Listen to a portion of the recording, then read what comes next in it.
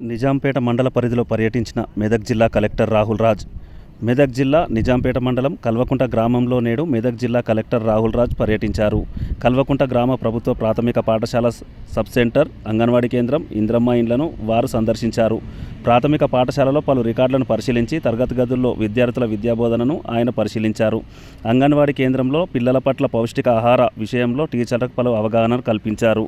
తెలంగాణ రాష్ట్ర ప్రభుత్వం ప్రతిష్టాత్మకంగా చేపట్టిన ఇంద్రమ్మ ఇండ్లు అండర్ కన్స్ట్రక్షన్ పెండింగ్లో ఉన్న పనులను త్వరితగతిన పూర్తి చేస్తే వారికి సకాలంలో పెండింగ్లో ఉన్న బిల్లులను నేరుగా లబ్ధిదారులకు అకౌంట్లోకి డబ్బులు వచ్చేలా చూస్తానని ఆయన పేర్కొన్నారు. TSG news, Ramayampet. అంటే ఒక పూట మనం అన్నం పెట్టినంత మాత్రాన ఆ పౌష్టికాహార లోపం అనేది పోదు. సో 2 పూటలు వాళ్ళు ఇంట్లోనే భోజనం చేస్తారు కాబట్టి ఇంట్లో కూడా మంచి పౌష్టికాహారం తీసుకున్నట్టయితే ఆ పౌష్టికాహార లోపం రాకుండా ఉంటుంది. సో ఆ ఒక్క పిల్లోడిని కూడా తొందరగా పేరెంట్స్తో మాట్లాడి ఇంట్లో కూడా పౌష్టికాహారం తీసుకునే విధంగా చూసి సో వాళ్ళని కూడా మంచి ఆరోగ్యవంతమైన పిల్లోడుగా చేయాలనేది కూడా అక్కడ అంగన్వాడీ టీచర్కి చెప్పడం జరిగింది. అదేవిధంగా మన గ్రామంలో ఏవైతే ఇందిరమ్మ ఇల్లు అండర్ కన్స్ట్రక్షన్ ఉన్నాయో సో అవన్నీ కూడా వెరిఫై చేయడం జరిగింది. సో చాలా మంచిగా వీళ్ళు కన్స్ట్రక్షన్ చేస్తూ ఉన్నారు ఇక్కడ. సో ఆల్రెడీ చాలామందికి ఫస్ట్ ఇన్స్టాల్మెంట్ 1 lakh రూపీస్ వాళ్ళ అకౌంట్లో పడ్డది.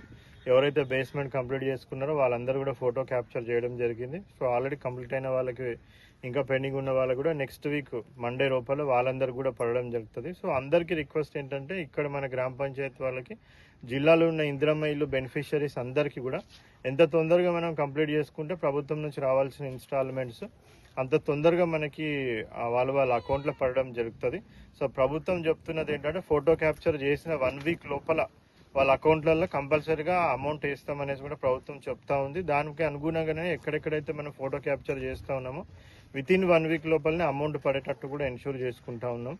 సో అదేవిధంగా మన జిల్లాలో ఎక్కడెక్కడైతే 2 BHK ఇంకా అన్అలాటెడ్ ఉన్నాయో అవి మొత్తం అంతా కూడా రిపోర్టు తీస్తూ ఉన్నాం.